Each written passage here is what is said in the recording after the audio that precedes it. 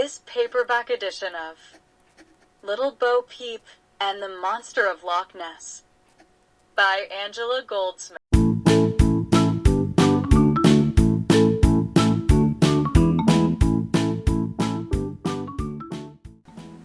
One day Little Bo Peep, bored of watching her sheep, declared, "I will go for a swim in Loch Ness."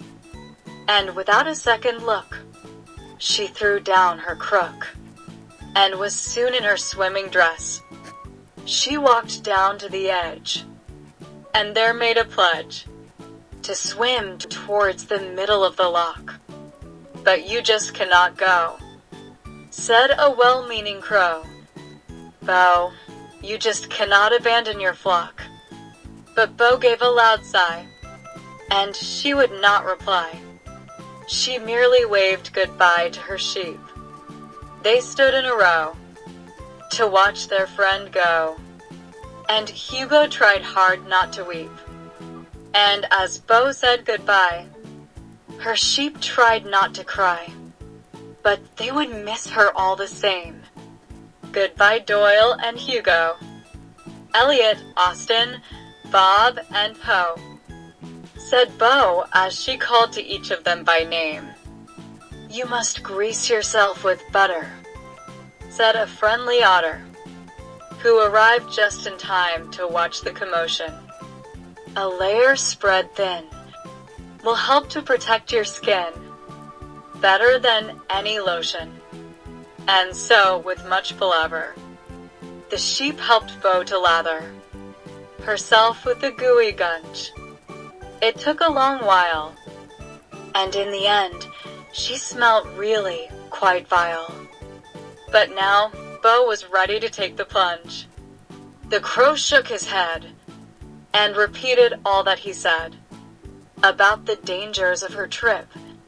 But Bo put her hands on her hips, and just pouted her lips, and decided to give him the slip. No, Bo would not listen. And how the water did glisten as she untied her shoes on a rock. She dived in the pool where the water was cool, and she turned bright blue with a shock. But after some time, she thought the water divine, and soon got used to the chill. So, Bo splashed about, but she gave a great shout when she encountered a gull with a yellow bill. "You must turn back, Miss Bo Peep. The water here is murky and deep," said the gull with a tone of warning. But Bo dismissed the cry, at first with a sigh, and then by rolling her eyes and yawning. "I tell you the truth, this water's uncouth," said the gull, trying to offer some aid. "I will not go back to the shore. You are just being a bore," said Bo, who was hard to dissuade. So, Bo swam out far and wide, racing against the high tide, and soon saw a frog pass her on a leaf. The frog stopped for a chat, and with the tip of his hat, he tried to offer some relief. The frog appeared at her side to act as a guide to the dangers lurking in the reef.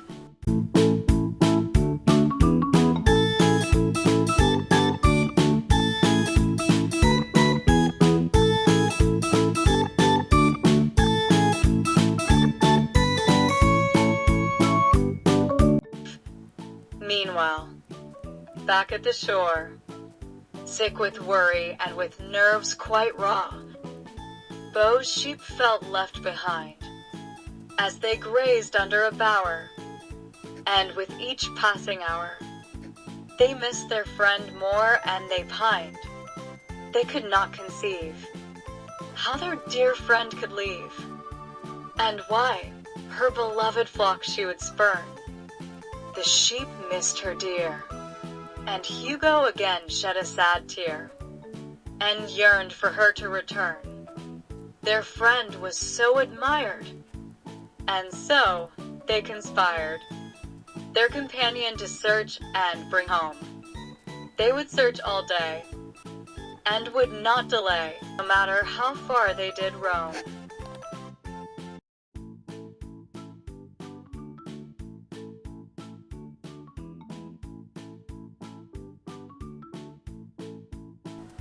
And so, taking matters in hoof and hand, they plotted, jotted, and they planned. And a scheme was quickly hatched. They would go to search for their friend, because they missed Bo no end, and their courage could not be matched.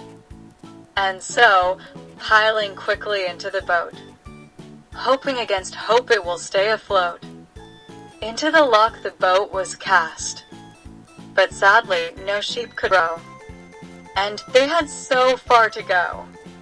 Across the water wide and vast, the sheep rowed so badly, and this meant that sadly, they were going nowhere soon. The boat was bobbing up and down, circling around and around, and Bob got dizzy and did swoon.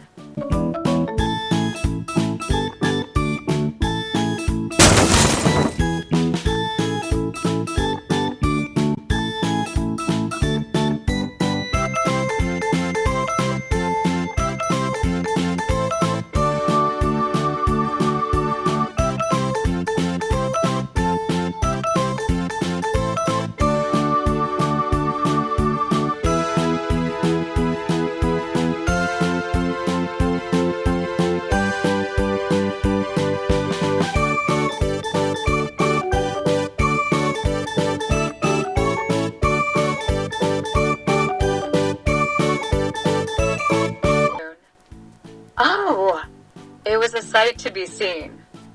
Elliot turned vivid green, and Austin fell overboard and nearly drowned. He was fished out from the drink before he had time to sink, and he sat on the deck and frowned.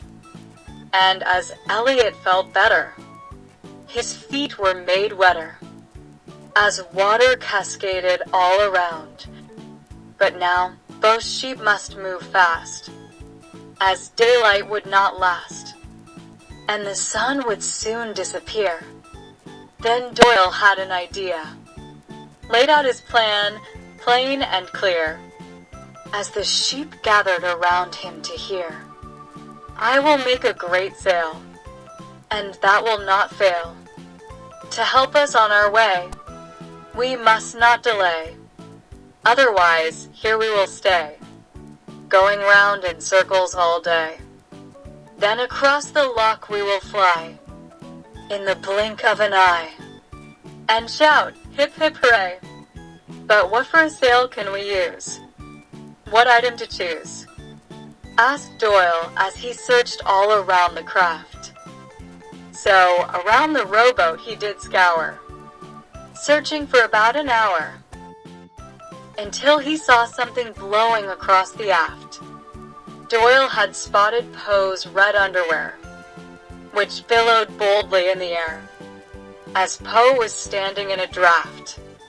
And a plan in Doyle's head did flicker, as he spotted the red knicker, and he had found his sail at last.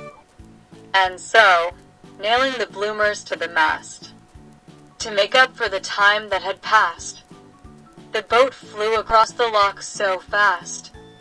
Meanwhile, Bo Peep was far out in the pool, trying hard to remain calm and cool, while still talking to the helpful frog, who tried to tell her of the peril, lurking in that loch, so wild and feral. As he balanced on a log, the water here is none too nice, was the frog's sage advice. Miss Bo Peep, beware of all that lies in this loch. Dear Miss Bo Peep, this promise you must keep. Please turn back and take stock. You must learn to be wiser, cautioned her amphibious adviser. But Bo would not listen to all that he taught her. There will be trouble a-brewing, Just think what you are doing. You will get yourself into deep water." But Bo would not heed his advice, and he could not entice her to hear all the wisdom that he had imparted, and he felt quite distraught when she merely gave a loud snort, stuck her tongue out at him, and departed, because Bo was so vain, and she really could be a pain, and was subject to her pride. But she got quite a fright when she caught onto the sight of an eel who swam up alongside. "No, no, you must do as you feel," said the slippery eel, as it sloped by and slithered onto a rock with a flap of its fins. It gave the most sarcastic of grins, and spoke in a tone intended to mock. It said, being so sly, and with a wink of its eye, "Bo, you should go swim to the middle of the lake. Just think of the cheer you would receive, my dear, and how much courage it will take. Just think of the pride." The eel replied, "Playing his tricks and games, you will be hailed as a queen, and that is how you'll be seen." The eel goaded with the slyest of aims, and Bo fell for his fawning, and would not hear her friend's warning. When the wise frog and the gull returned, and Bo would not hear the warning cries of those deer, and their message was thoroughly spurned. And as she swam, the water did ripple, and her stubbornness did triple. But she was surprised at what an effort it did take, and she was soon out of breath, and completely out of her depth. When the loch began to quiver and quake, there was a rumbling from below, and Bo had nowhere to go. As the monster rose up from the deep, he raised up his large head, and a feeling of dread made Bo wish she had stayed with her sheep. As Bo came close up to Nessie, and thought how things could get messy, as the monster bared its great teeth, she wondered how quickly she could flee, and how it could be that this creature had remained so hidden underneath. She had not heeded the cries, but had bought into the lies, and how she wished she had listened to her friends. She ignored advice that they gave, and her decision felt grave, and she wondered how to make amends. She had not heeded the caution, because she thought it was distortion.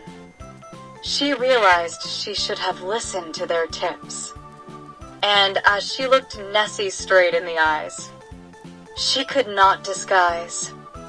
She was worried as she saw him licking his lips, and so Bo decided to swim.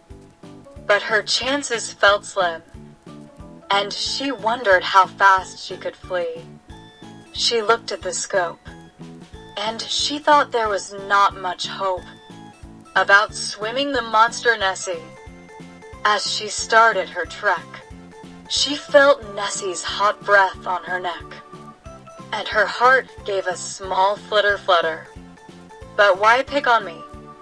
I'm not really tasty," was all she could manage to mutter.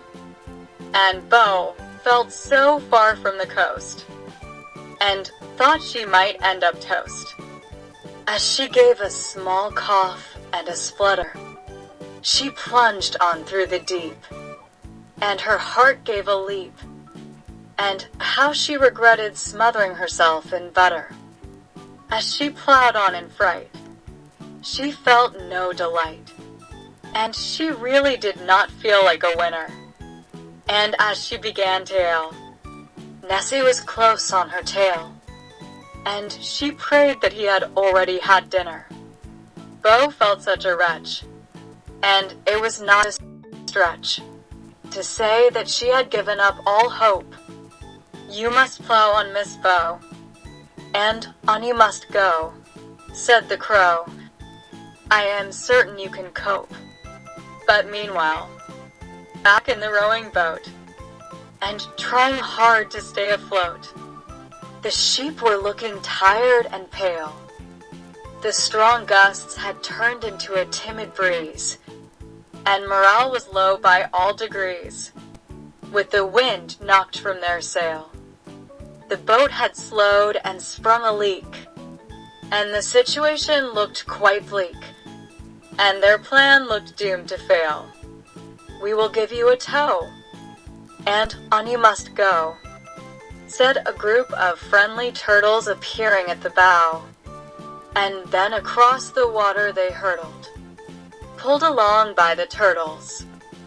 And they were soon powering to Bo's aid again now, and Hugo let out a cry, when Bo he did spy, with all the affection for their friend he could emote. And Bo felt such delight, when she caught onto the sight, of help arriving in a small boat. And then as Bo climbed safely on board, and with all the speed they could afford, at last they were racing away across Loch Ness. More turtles came to their aid, and short work was made of helping Bo escape from her distress.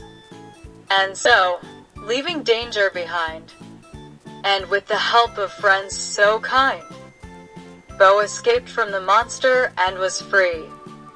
She arrived home safe and sound, and hugs were shared all around, and all were filled with glee.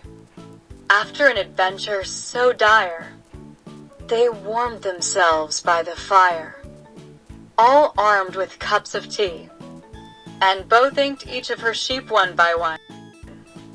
And under the setting sun, she made a promise to stay at home with her flock, and making an oath to the pack, with a wink and her fingers crossed firmly behind her back, she vowed to stay away from the loch, at least until her next adventure.